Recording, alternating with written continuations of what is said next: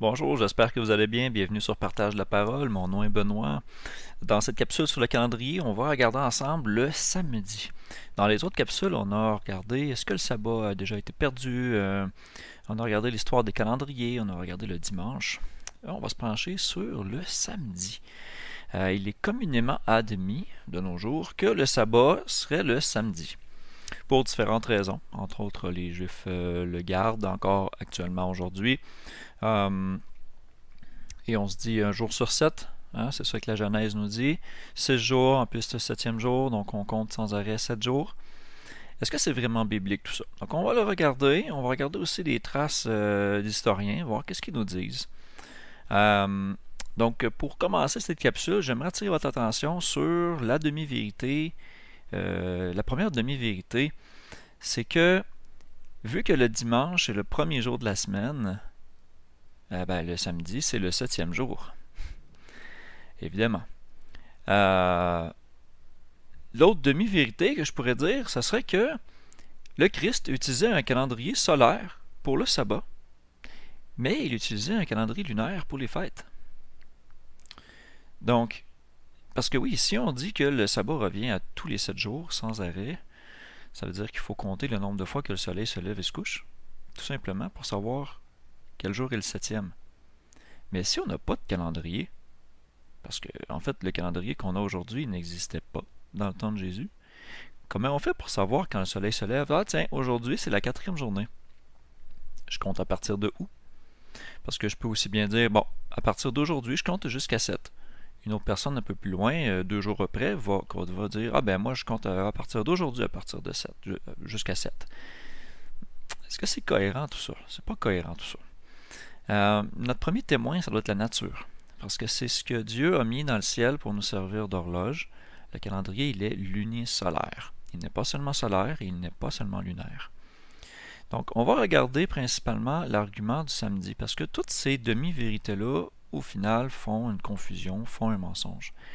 Alors, j'aimerais regarder avec vous. J'ai quand même prévu un peu de matériel.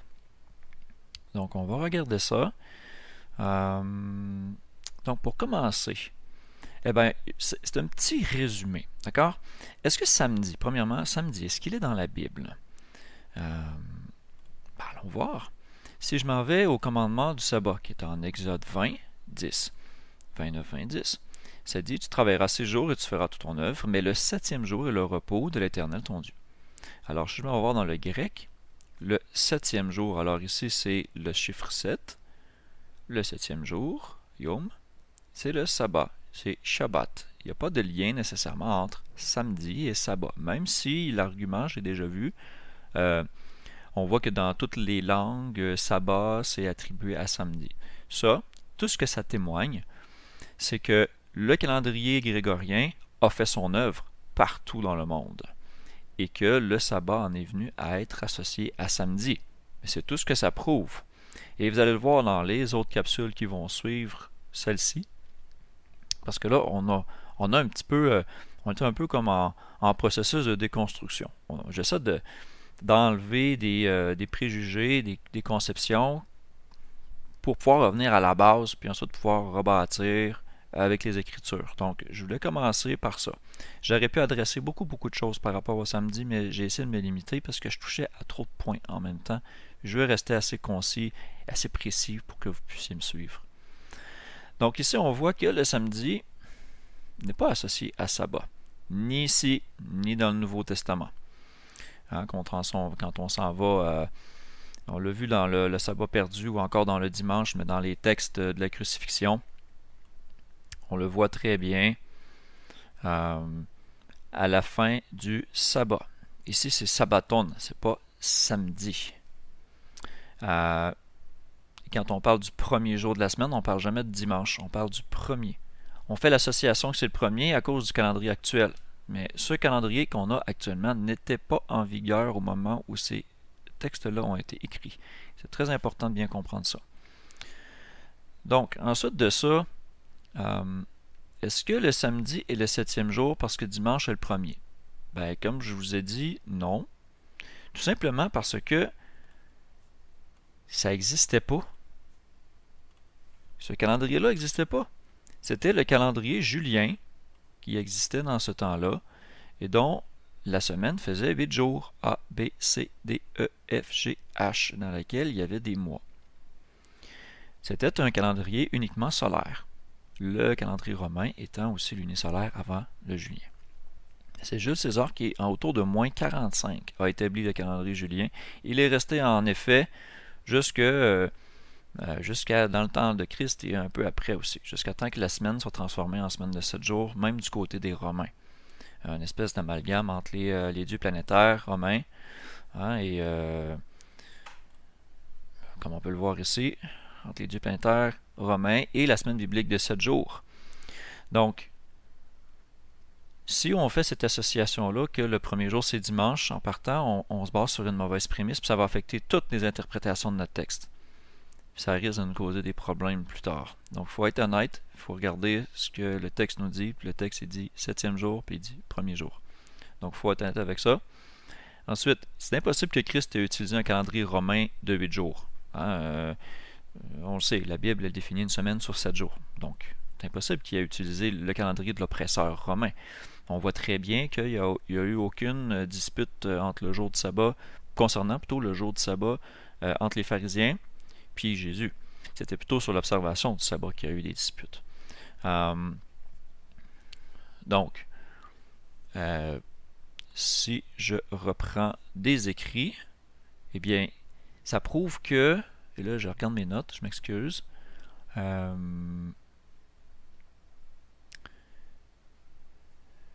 voilà, c'est à cause du calendrier qu'on dit que ce jour-là du sabbat est fixe. Mais les encyclopédies juives nous disent elles-mêmes que la nouvelle lune, elle est fonction de la lune, et le sabbat était à l'origine dépendant du cycle lunaire. S'il était à l'origine dépendant du cycle lunaire et qu'aujourd'hui il ne l'est plus, ça veut dire qu'il y a eu une modification entre les deux. Et ici on le voit aussi bien, c'est que plus tard, la semaine et le sabbat sont devenus fixes. Et cela a progressivement eu pour effet de retirer au festival de la nouvelle lune son importance populaire. Donc, on a des citations qui datent de quand même pas longtemps, mais qui sont liées à des encyclopédies juives qui nous montrent que le sabbat n'était pas fixe à une certaine période. À l'origine, avant, il n'était pas fixe. Et s'il n'était pas fixe, il était relié à quoi? C'est ce qu'on va essayer de regarder. Si on dit de toute façon que le sabbat c'est samedi, comme je vous ai montré ici, ben ça prouve juste que samedi c'était le premier jour de la semaine jusqu'à une certaine période, jusqu'au concile de Nicée entre autres, où la semaine a été standardisée de dimanche jusqu'à samedi. La preuve de ça, c'est que les musulmans qui sont venus on va dire à apparaître, le mouvement religieux est venu apparaître dans les années 600, ils ont voulu revenir à une forme du calendrier qui n'était pas altérée par Constantin. Ils sont revenus à une forme mitraïque du calendrier romain dans lequel samedi était le premier jour. Alors, ils ont vu que Vénus, le jour de Vénus était le 7e. Alors, ils ont dit le 7e jour, c'est vendredi. Encore aujourd'hui, ils font le culte le vendredi, les musulmans. C'est très intéressant comme coïncidence. En fait, c'est pas une coïncidence, c'est une conséquence, une observation. Donc, on ne peut pas dire que samedi c'était sabbat puis que ça a toujours été comme ça parce qu'il y a eu des changements d'appellation de jours. L'ordre des jours a changé dans la semaine, le calendrier a changé, puis on voit que le sabbat n'était pas fixe. Il était dépendant du cycle lunaire avant. Donc il va falloir qu'on prouve tout ça, et on va le prouver par les autres capsules. Mais si je continue sur le point particulier du samedi, c'est ça que je vais essayer de couvrir. Donc voilà, je vais prendre des preuves historiques que j'ai trouvées sur Internet. C'est une preuve que j'ai souvent vue. Un texte de Cassius Dio, si je me rappelle bien, de l'histoire romaine, dans lequel il est dit que, c'est-à-dire en 63 avant Jésus-Christ, en disant, en fait, ils ont fait une exception à ce qu'on appelle les jours de Saturne, et en ne faisant aucun travail ces jours-là, ils ont donné aux Romains une opportunité dans cet intervalle de abattre le mur. Ces derniers, là la traduction est, comme on dirait, mon Google Translate ne marche pas bien. Le fait est que ici, l'historien Cassius Dio va dire que les Juifs se reposaient sur le jour de Saturne, connu par le jour de Saturne chez les Romains.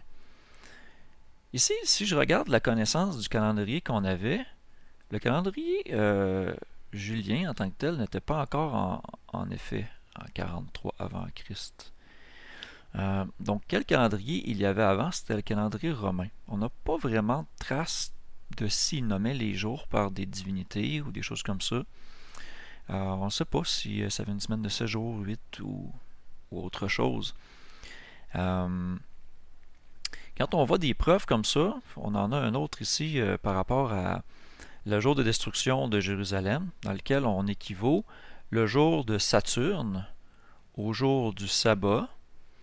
Eh bien, il faut aussi être prudent avec ça. Il faut toujours se demander, est-ce que ce jour-là existait à cette époque, selon le calendrier en vigueur de l'époque? Ensuite, est-ce qu'on doit se demander aussi si la coïncidence avec le jour de Saturne, qui est basé sur un calendrier solaire par exemple, aurait pu coïncider avec un sabbat qui, lui, est basé sur la Lune? La réponse est bien sûr que oui, parce que le calendrier lunaire va décaler par rapport à un calendrier solaire. Le calendrier solaire va rester comme fixe, et par rapport à un calendrier solaire, le sabbat lunaire va varier parce que la nouvelle lune varie. Le sabbat lunaire va avoir un mois de sabbat lunaire, oui, va avoir un mois de 29,5 jours, tandis qu'un calendrier solaire va avoir des jours variant de 28 à 30, 31 même. Donc, c'est certain qu'il va y avoir comme un décalage entre les deux.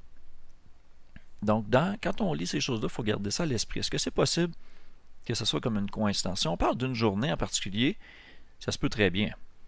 Et on va le voir dans le cas du témoignage 2 ici, qui parle de Joséphus, et qui est repris par un soldat romain nommé Frontinus dans son livre qui parle des stratagèmes à propos de la destruction du deuxième temple à Jérusalem en l'an 70. Il dit, on a attaqué les Juifs sur les jours de Saturne, dans les jours où il était interdit de faire quelque chose de sérieux, et on a prévalu, on a gagné. On va le voir ça, on le voit là, dans les écrits de Joséphus. Je vais le couvrir dans une autre capsule quand on va parler des jours sur lesquels les sabbats tombent, parce que c'est très très spécifique. Et ici, Cassius Dio, quand on regarde son historique à lui, je crois que c'est un historien qui a vécu dans les alentours des années 100, 200, là, dans ces coins-là. Alors déjà, le calendrier à son moment était déjà changé pour une semaine de 7 jours.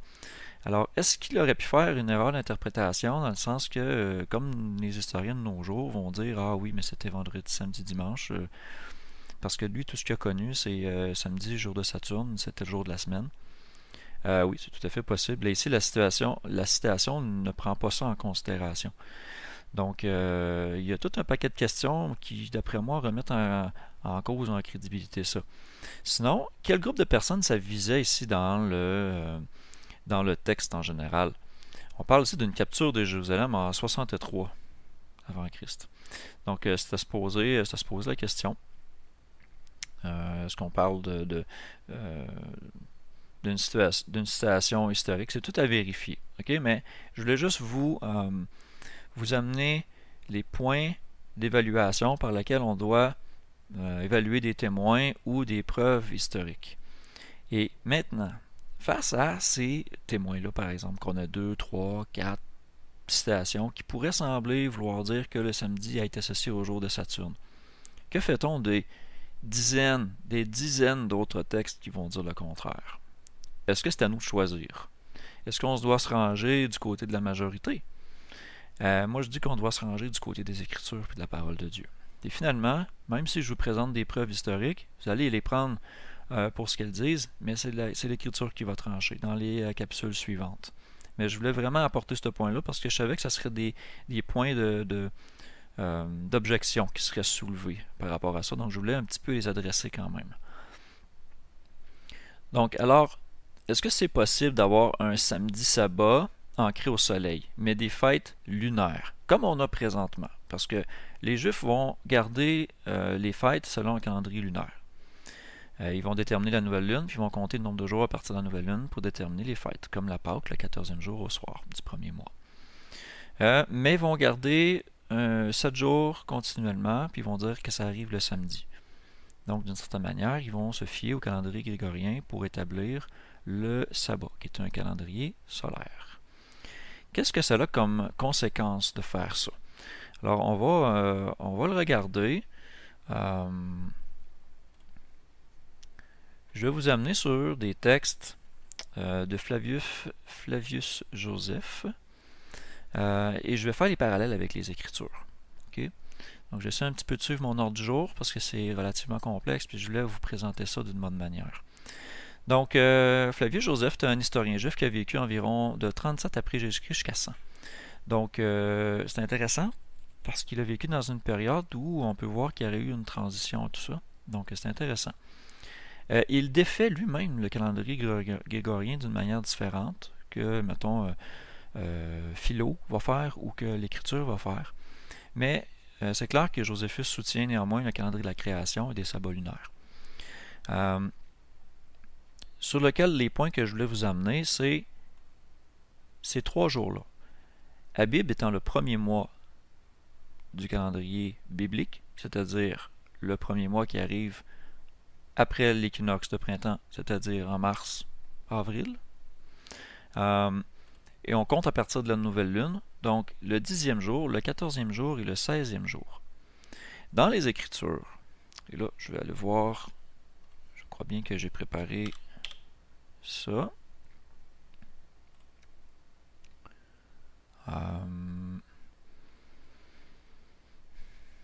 Ouais, on le voit ici aussi, là, mais si on va lire Exode 12 et Lévitique 23, on voit 3 jours de travail qui sont commandés. Et ces jours de travail-là sont à date fixe.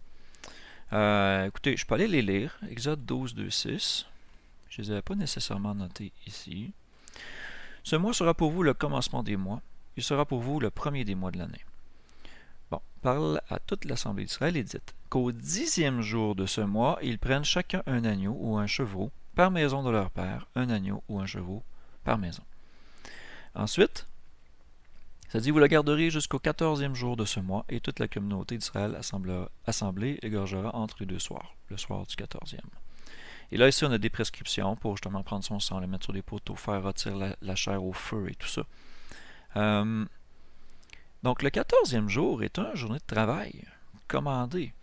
Et si un faiseur de tente ou un pêcheur qui n'avait pas d'agneau n'en avait pas, le 10e jour, il fallait qu'il en achète un. C'était la prescription. Il n'y a pas d'autre prescription pour dire, ah ben, vous l'achèterez le 9 ou le 11. L'Écriture dit au 10e jour que chacun prenne un agneau. Il y a un ordre précis, une journée qui est fixée.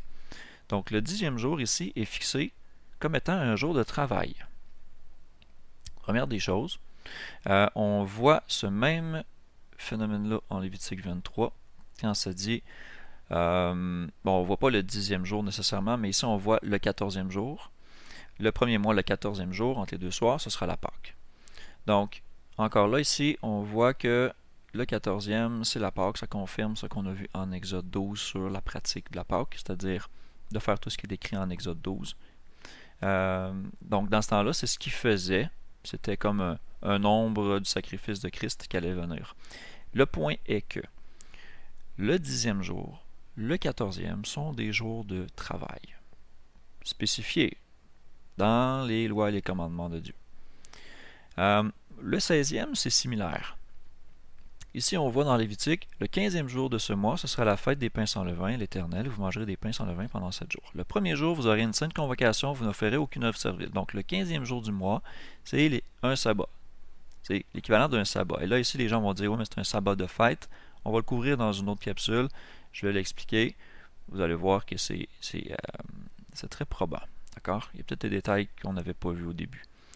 Ce qui est important ici, c'est ça dit, parle aux enfants d'Israël, et quand vous serez entrés dans le pays que je vous donne, que vous en ferez la moisson, vous apporterez au sacrificateur une gerbe, prémisse de votre moisson. Il agitera la gerbe devant l'Éternel afin qu'elle soit agréée pour vous. Le sacrificateur l'agitera le lendemain du sabbat.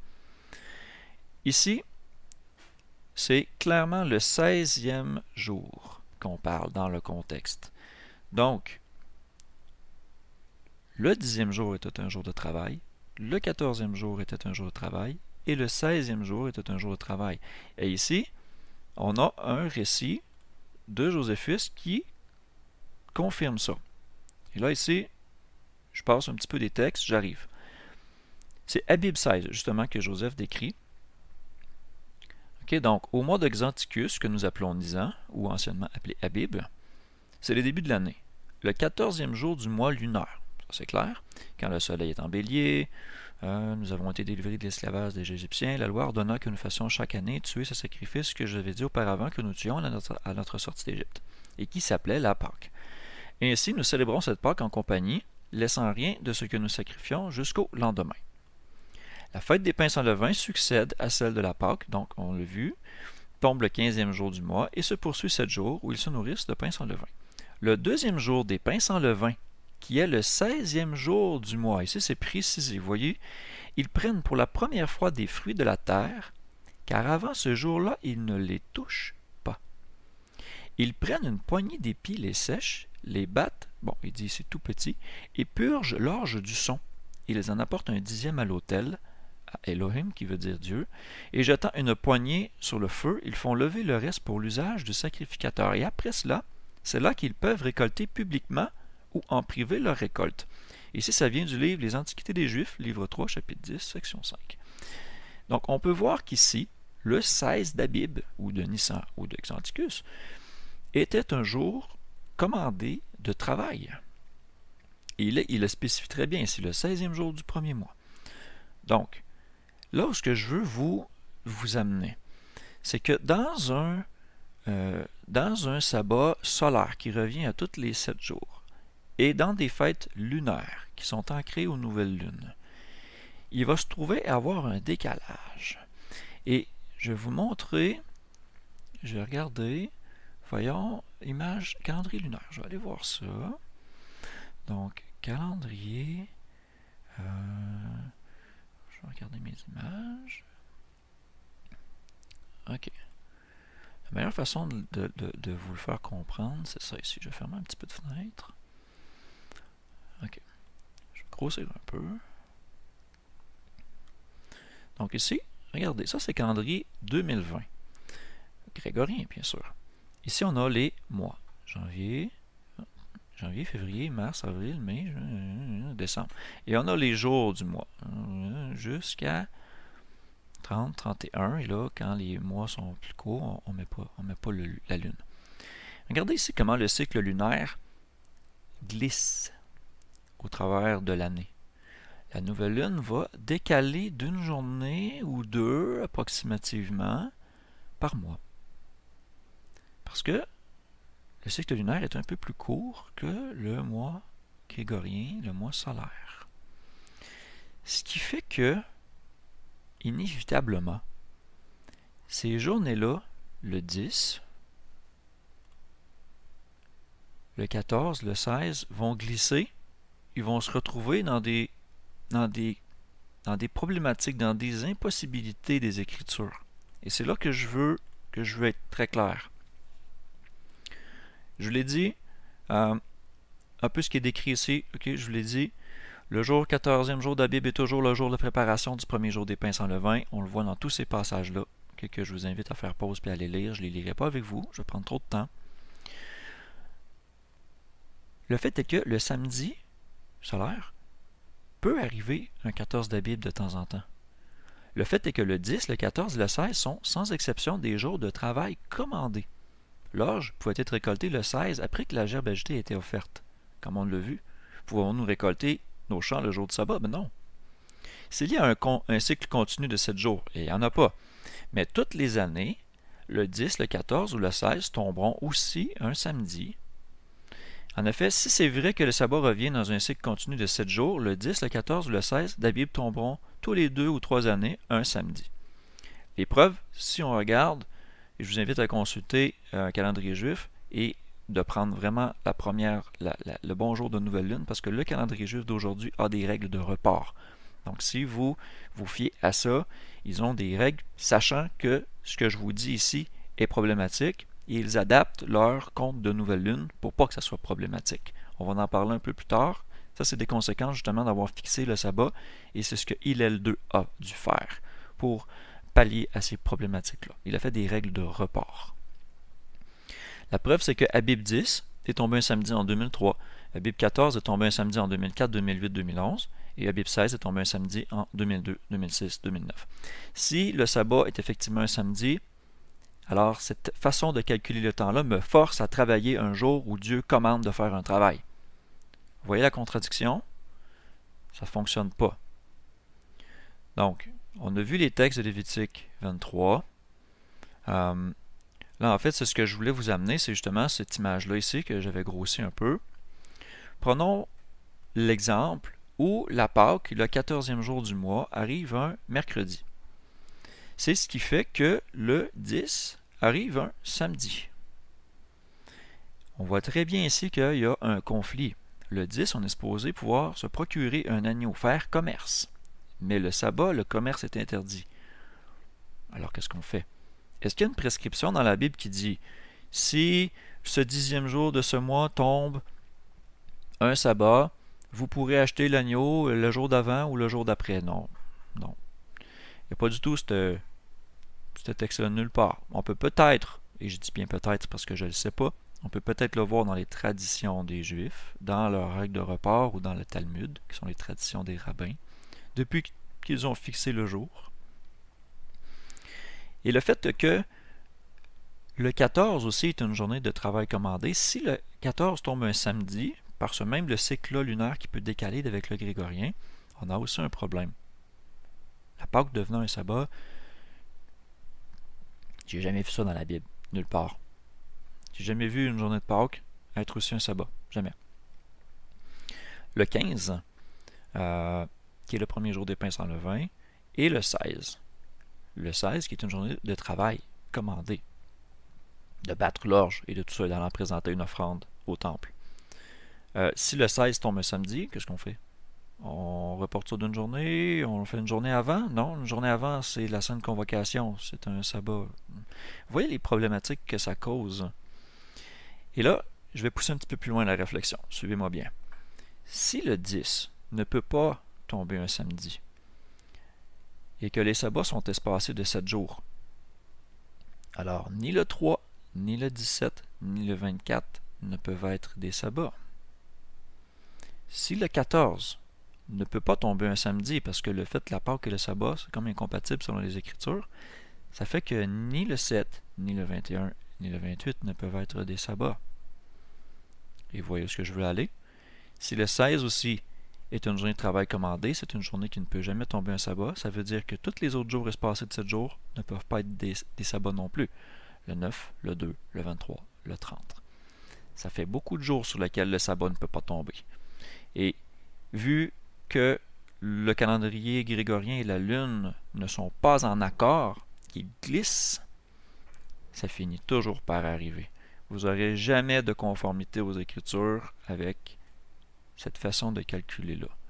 Ici, c'était simplement dans le but de vous faire comprendre qu'un sabbat samedi cause des problèmes par rapport à des fêtes lunaires, puis par rapport aux Écritures de ce qu'il nous est demandé.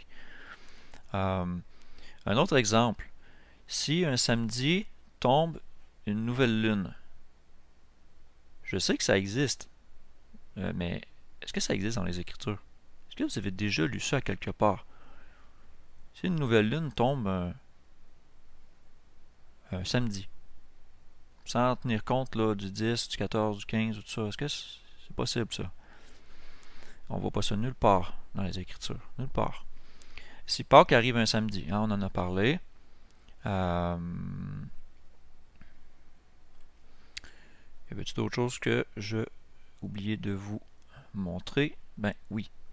En fait, si on prend le calendrier biblique et que les jours de sabbat sont fixés à la lune, le jour de nouvelle lune, ensuite 6 jours de travail, une journée de sabbat. Regardez ici, j'ai encadré les 3 jours commandés de travail. Le 14, le 10e jour et le 16e jour. Ils arrivent tous, toujours, tous les mois, toutes les années, tout le temps, sur des jours de travail commandés. Donc il n'y a pas de conflit avec les Écritures. Il n'y a pas ce conflit-là si on ancre le sabbat au cycle de la lune. Je vais faire le lien un peu plus tard pour vous montrer, mais je voulais juste vous montrer d'une manière visuelle. Ici, on a 30 jours ou 29 jours, dépendamment du mois lunaire, et la semaine recommence. Je sais que vous avez probablement plein de questions en voyant ce calendrier-là. Je vais y répondre. Puis il y a aussi des articles auxquels je peux vous recommander qui vont expliquer certaines choses que je ne vais pas nécessairement aborder dans cette capsule-ci. Ici, je voulais juste vous montrer que ces 3 jours-là, calculés de cette façon-là avec les phases de la Lune, ne tombent jamais en conflit avec les Écritures, ni le sabbat. Dans l'Exode, on voit que la préparation, le jour de la Pâque, il y a un lendemain, il y a un sabbat. Dans Lévitique, on voit que le 14, c'est un jour de préparation, que le lendemain, il y a un sabbat. Même qu'on compte à partir de ce sabbat-là, 7 sabbats pour le compte de la Pentecôte. Et quand on regarde en Josué, c'est la même histoire. Quand on regarde le récit de la crucifixion, le 14e jour du mois arrive le 6e jour de la semaine, le sabbat le lendemain, ensuite le premier jour de la semaine. C'est la même chose. Qu'on regarde en Exode, en Lévitique, en Josué, qu'on regarde dans la crucifixion, les dates sont les mêmes. C'est très intéressant. On va les regarder plus en profondeur dans une autre capsule. Qu'est-ce que je voulais regarder aussi donc? Est-ce que vous avez déjà vu une nouvelle lune arriver un jour ouvrier? C'est ça, j'ai jamais vu ça moi, décrit à quelque part. Par exemple, c'était la nouvelle lune, c'était le 4e jour de la semaine, ou c'était le 13e jour du mois. J'ai jamais vu ça. La nouvelle lune dans la Bible, c'est toujours le premier jour du mois. Toujours. C'est la preuve qu'il y a une seule façon de compter les jours, c'est avec la lune. C'est pas une façon que le sabbat, puis une façon avec la lune. Ça marche pas, ça fonctionne pas. On a un beau verset qui en parle, qui peut un petit peu expliquer. Quand je vous parlais de Josué, c'est ici là. J'ai pas nécessairement passé les textes avec vous. Je vais aller au texte qui est d'intérêt. Ézéchiel 46:1. Ainsi a dit le Seigneur l'Éternel, la porte du parvis intérieur, celle qui regarde l'Orient, sera fermée les 6 jours ouvriers. Mais elle sera ouverte le jour du sabbat, et elle sera aussi ouverte le jour de la nouvelle lune. Donc ici, on peut voir qu'il y a 3 types de jours. Il y a des jours ouvriers, il y a des jours de sabbat, et il y a des jours de nouvelle lune. Il y a 3 types de jours. 3 types.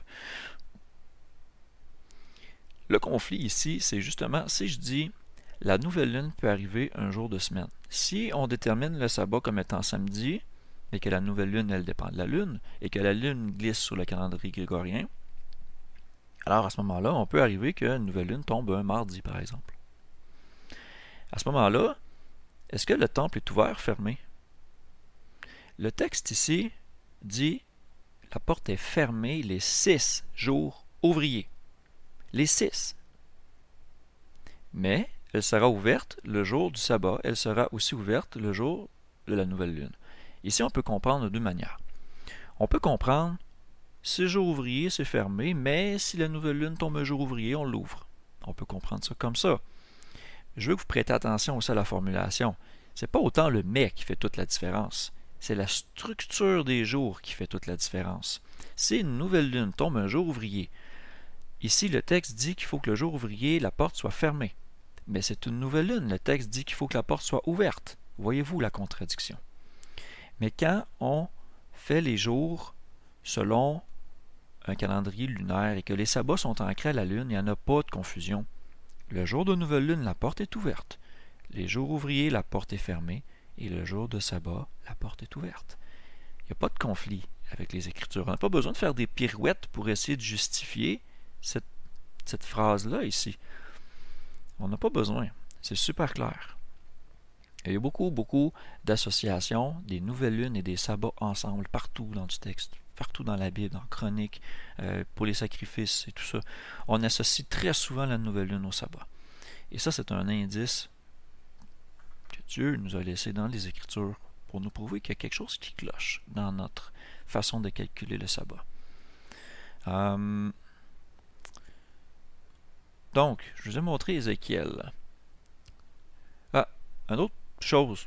Est-ce que vous avez déjà vu ça, le jour des expiations, qui est le 10e jour du 7e mois, tomber en même temps qu'un sabbat? Ouais, j'ai jamais vu ça, moi. Pas dans les Écritures, en tout cas. Donc, encore là, c'est une incohérence. Et si on commence à prendre peine de regarder ces petits détails-là, on voit qu'il y a quelque chose qui est louche. Si on veut être tout à fait honnête. Et je peux comprendre que ça choque beaucoup de gens qui écoutent ce que je dis présentement. Il faut vraiment garder l'esprit ouvert. Je vais vous montrer d'autres écrits, des écrits de Philo. Philo, qui a vécu d'environ 20 avant Jésus-Christ jusqu'à environ 50 après. Intéressant, parce que là, on est vraiment plus proche d'une période où Jésus était là. Ainsi, sa vie s'est étendue non seulement aux années précédant le Charpentier et la naissance de Nazareth, mais aussi aux années suivant sa mort. D'accord. La preuve révèle que les croyances de Philo étaient représentatives de celles de la nation israélite pendant cette période. Bon, Philo, il est né et a grandi à Alexandrie en Égypte. C'était l'un des plus de plus de 100 000 Hébreux qui vivaient dans cette ville-là. Okay?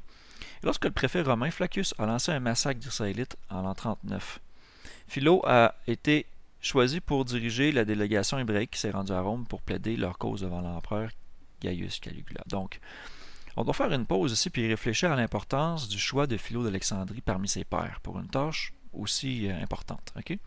Est-ce que Philo aurait été choisi pour une telle mission si sa pratique de son sabbat puis tout ça n'aurait pas concordé avec la foi d'Israël à son époque? Il est très peu probable que non. Et pourtant, vous allez voir par ses nombreux écrits, on sait que Philo observait des sabbats lunaires. C'est évident. Si l'Israélite moyen avait pratiqué des sabbats du samedi, comme on le prêche aujourd'hui, alors que Philo observait des semaines lunaires et des sabbats, il n'aurait pas été choisi pour représenter ses pairs. Fait que, direct en partant, c'est juste pour établir une certaine crédibilité de l'auteur de Philo. D'accord? J'aimerais rajouter que dans tous les écrits de Philo, il n'y a aucune mention du jour de Saturne. Ou de samedi. Zéro. Donc, je vais commencer à regarder. Puis, ici, j'ai des liens. Ils apparaîtront pas nécessairement, mais vous avez les références quand même que vous allez pouvoir retrouver en cherchant sur Internet. Donc, je vous lis. Encore une fois, les changements périodiques de la Lune ont lieu selon le nombre 7, cette étoile ayant la plus grande sympathie avec les choses sur Terre. Et les changements que la Lune opère dans les airs, elle les perfectionne principalement selon ses propres configurations à chaque 7e jour.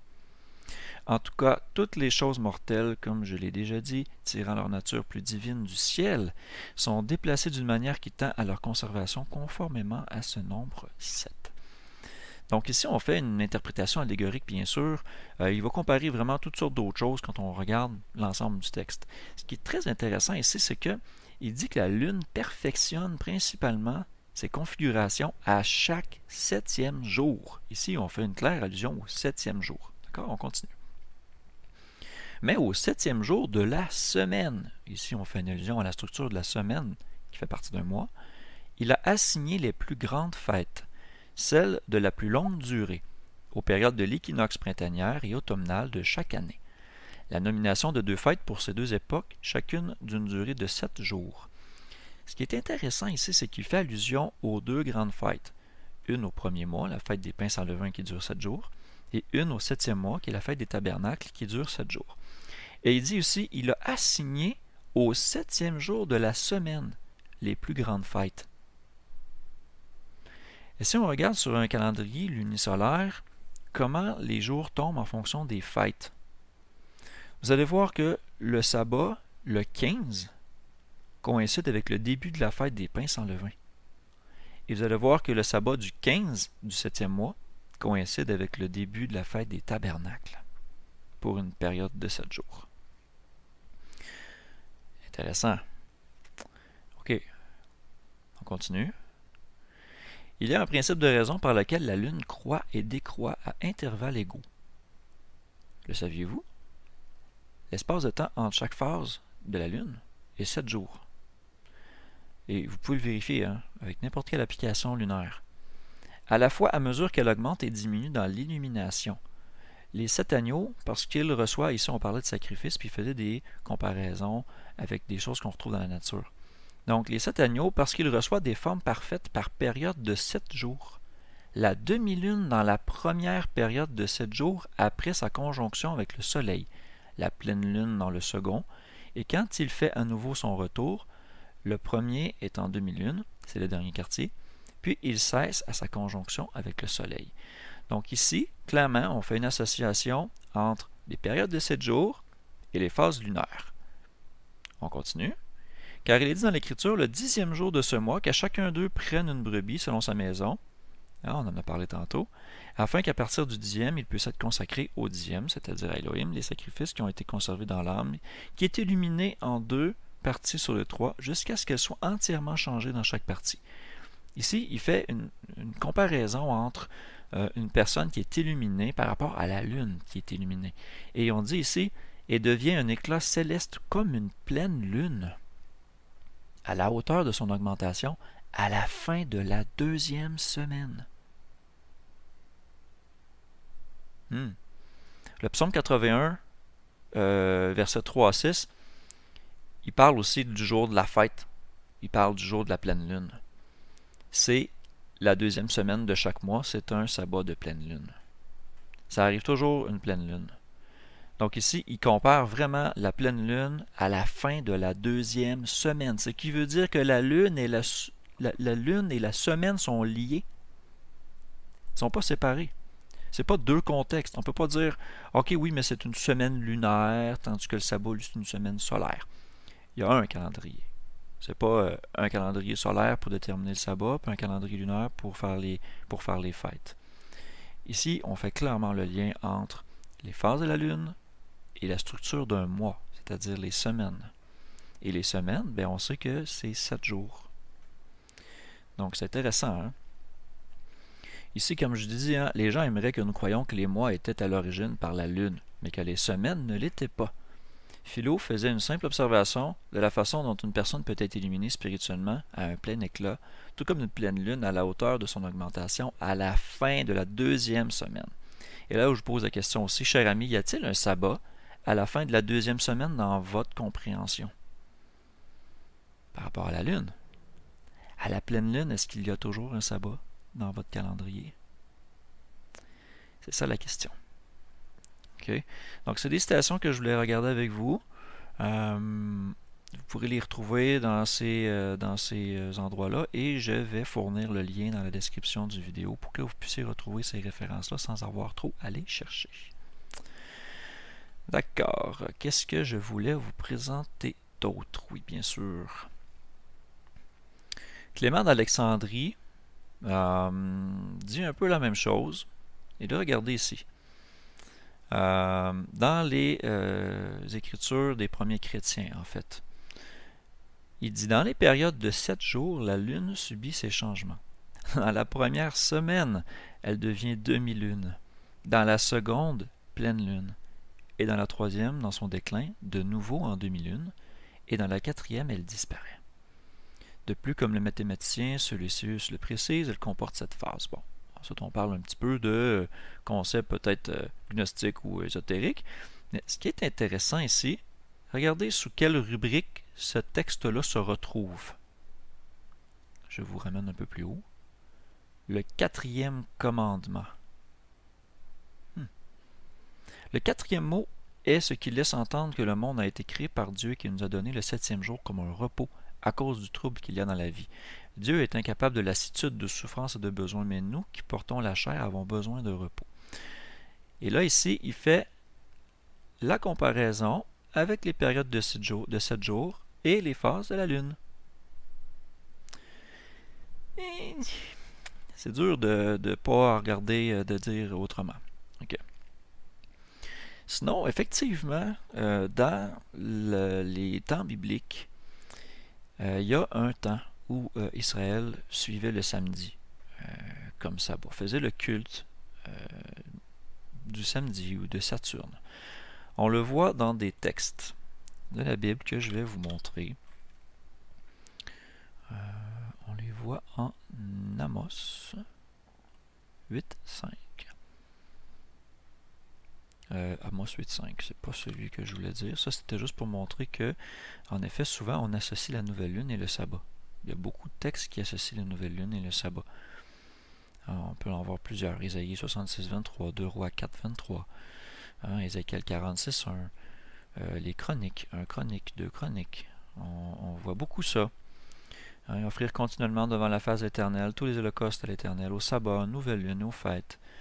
Donc, on voit que c'est associé à un seul et même calcul du temps. Et cette formule-là est reprise un peu partout. On associe sabbat, nouvelle lune, fête. Toujours ensemble. Il n'y a pas de distinction. C'est dans notre esprit qu'il y a une distinction. Maintenant, je voulais vous amener à Amos 5, 25. Regardez ce qui est dit ici. M'avez-vous présenté des sacrifices et des offrandes pendant 40 ans au désert, maison d'Israël? Mais vous avez porté la tente de votre roi et le piédestal de vos idoles, l'étoile de votre Dieu que vous vous étiez fait. Et là, ici, il ne faut pas oublier que quand on lit l'Ancien Testament, dans une version comme l'Esthervalde, on lit le texte massorétique. Je vais vous amener dans le Nouveau Testament où il y a une citation de ce passage-là, en Acte 7. Regardez ce que ça dit. Mais Dieu s'est détourné d'eux et les livra au culte de l'armée du ciel, comme il est écrit dans le livre des prophètes. OK. Maison d'Israël, est-ce à moi que vous avez offert des victimes et des sacrifices durant 40 ans au désert?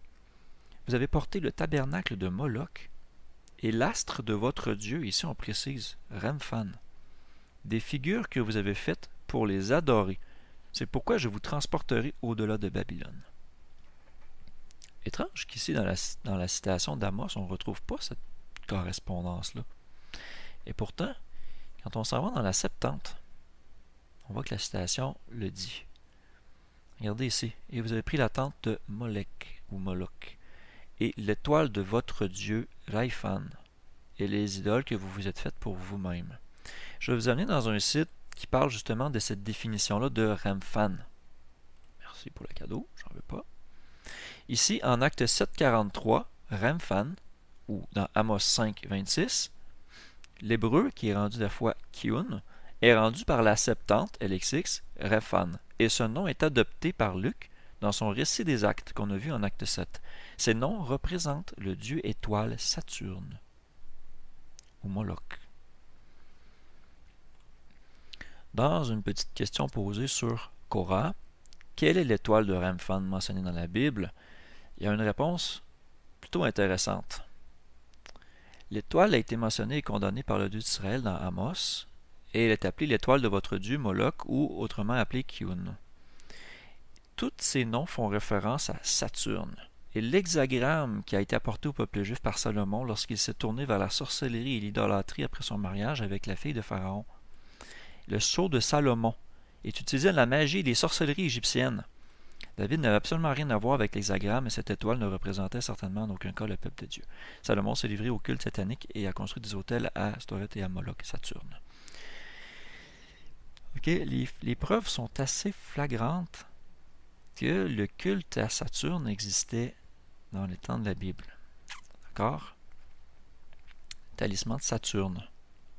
D'accord? Cette étoile qu'on retrouve qui consiste dans deux triangles qu'on peut voir ici. On aura beau prendre toutes les justifications qu'on veut, ça regarde mal, comme on dit. Et le fait que le texte massorétique ici ne représente pas ça, c'est comme un aveu de culpabilité un peu. On va reprendre ça dans une autre capsule, mais la Septante, j'aimerais beaucoup vous en parler. La Septante est un texte beaucoup plus proche des citations du Nouveau Testament. Parce que le texte massorétique a été écrit en l'an 1000. Il a été recompilé au complet en l'an 1000. Donc quand on lit une version comme la Louis II ou l'Osterwald ou la King James, quand on lit l'Ancien Testament, on lit un texte massorétique qui date de 1000. Mais quand on lit le Nouveau Testament, comme en acte 7 ici, on lit un texte qui a été écrit dans les années 70 à 100 environ. Donc, est-ce qu'on peut logiquement dire qu'un texte des années 70 à 100 va citer un texte des années 1000? Non, il va citer un texte qui est antérieur à lui, c'est-à-dire un texte sur lequel on peut avoir une meilleure interprétation par la Septante. Il y a vraiment plein d'exemples, mais je ne vais pas en faire une leçon plus élaborée que ça dans cette capsule-ci. Tout ça, c'était pour dire que Israël a en effet vénéré Saturne. Et peut-être qu'encore aujourd'hui, ils le font, sans vraiment savoir. Mais voilà, c'est ce que je voulais apporter comme point. Le cycle continue de 7 jours depuis la création. Sincèrement, elle est assumée. C'est une hypothèse. On la prend comme valide parce que ça a l'air à fonctionner. Mais quand on va la mettre à l'épreuve au travers des différents récits des Écritures que vous allez voir dans les prochaines capsules, vous voyez que ça fait cruellement défaut. Et on se dit, mais comment j'ai pas pu voir ça? Mais c'est parfois tellement évident que moi-même, maintenant avec le recul, je me dis, mais comment j'ai pas pu le voir? C'était la prérogative de Dieu de révéler la vérité à ceux qui la cherchent. Donc, je vous remercie de m'avoir écouté sur cette capsule de partage de la parole. Je sais que j'aurai encore beaucoup de choses à dire sur tout ça, sur le samedi. Alors, on va couvrir beaucoup de points connexes dans les autres capsules qui vont suivre.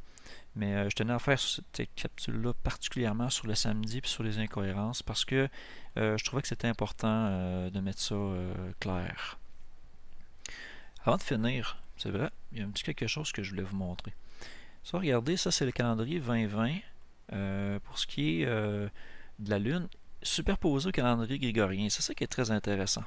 Et là, je vais attirer votre attention sur un détail. Regardez, si je commence à compter à partir de la nouvelle Lune et que je compte 7 jours, j'arrive au premier quartier. 1, 2, 3, 4, 5, 6, 7. Je continue à compter à 7. 1, 2, 3, 4, 5, 6, 7. J'arrive à la pleine lune. 1, 2, 3, 4, 5, 6, 7. J'arrive au dernier quartier. 1, 2, 3, 4, 5, 6, 7. J'arrive au dernier croissant. Je retourne en nouvelle lune. Et je recommence le compte. Et là, vous pouvez vous amuser à le faire. Et vous voyez très bien ici que une nouvelle lune arrive un samedi, par exemple. Là, si on compte le nombre de jours, ici on était à 8, ici on était à 8 jours, 14 jours. Donc, si ces jours-là, qui correspondent à des mois bibliques comme le 14e jour du mois, qui était la pleine lune, arrive un samedi. Hein, on peut trouver un mois où ça arrive. Regardez ici. On a un conflit. Si le 10e jour du mois lunaire arrive un samedi, on a aussi un conflit. Vous pouvez tester toutes les configurations des fêtes bibliques en relation avec un sabbat samedi qui reviendra tous les 7 jours continuellement selon un calendrier solaire, puis les comparer à un calendrier lunaire comme ça. Puis vous allez tout de suite voir qu'il y a un problème. Il y a un problème de logique. Il y a un problème d'harmonie.